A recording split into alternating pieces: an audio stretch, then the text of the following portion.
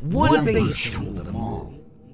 That was the idea when I was trying to simplify my live setup. Now before, I only had 4 options to choose from because everything else was taken up by my other live instruments. So I really wanted to condense while being able to do any genre. Well, here comes Ableton 11, just like a steam locomotive about to run over a bad thought experiment.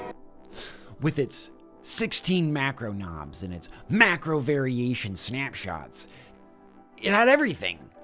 So I want to go ahead and show you guys what I did and kind of some of the examples of where these spaces can fit. And if you would like it, leave a comment below. I'll send you the Ableton project. Much love. Let's get into it.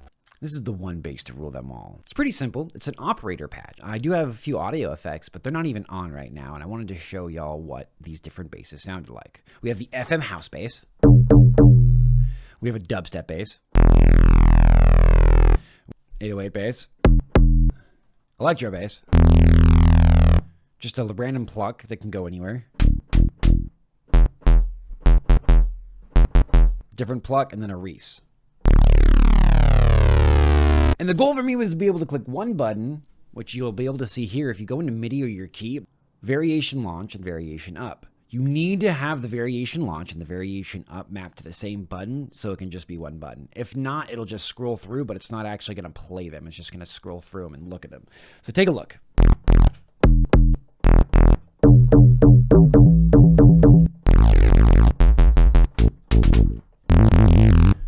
Now I have a bunch of different sounds with all within one instrument that's Ableton native, so it's going to be low CPU usage, and I'm able to make a whole bunch of different genres without having to swish between things or grab things. And in a live performance setting, this is so key.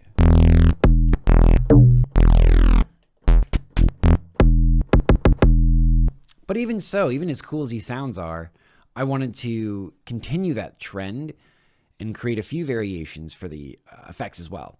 You have off, on, soft stepper, and gain up. Off is obviously mapped all of the offs to a device on, and then just bam, it's just that simple. And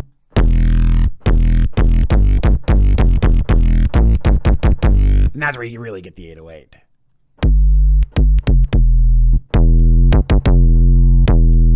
If you know me at all, you'll know that I don't stop there. So we made another chain that has LFOs, so you can get a little bit more fun with it if you want. And of course, I mapped that to a different button.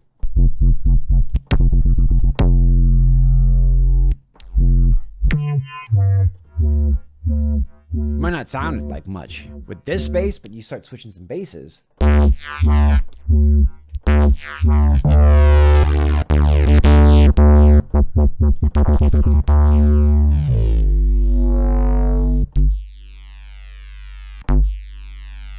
Completely different sounds almost every time.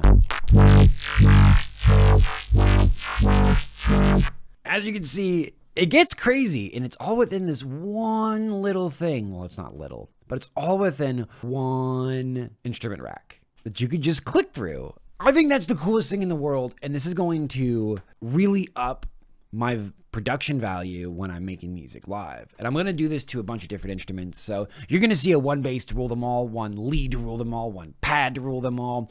I'm going to make an entire thing of these. Let's go ahead and hear it in action, starting with the FM bass.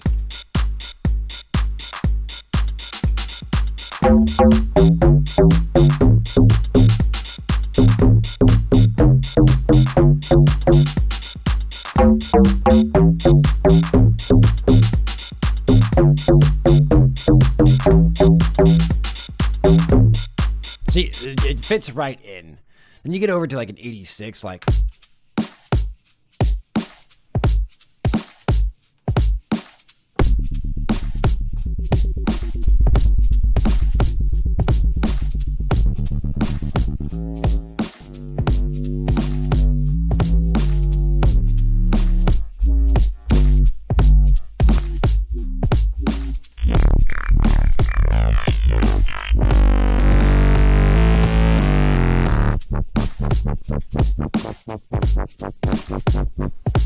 See, it's so easy.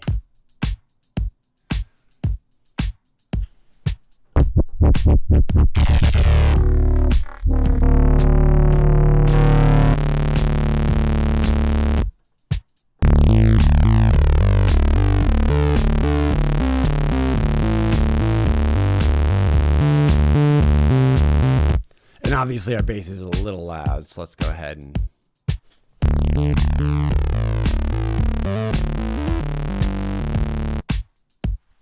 But it fits with almost anything, even if I'm not like playing the best beat, but like...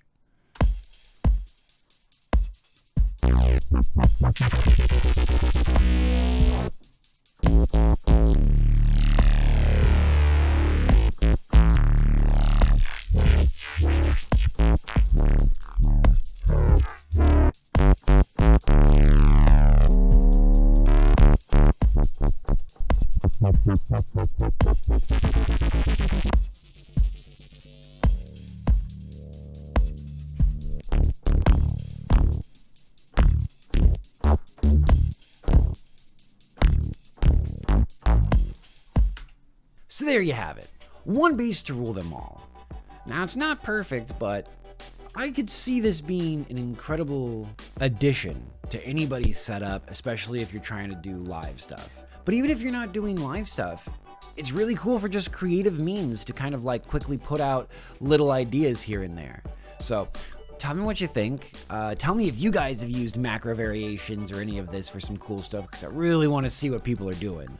And I'll catch you guys on the next one. Peace out. Stay solid. Kitty, don't chew on my bonsai tree.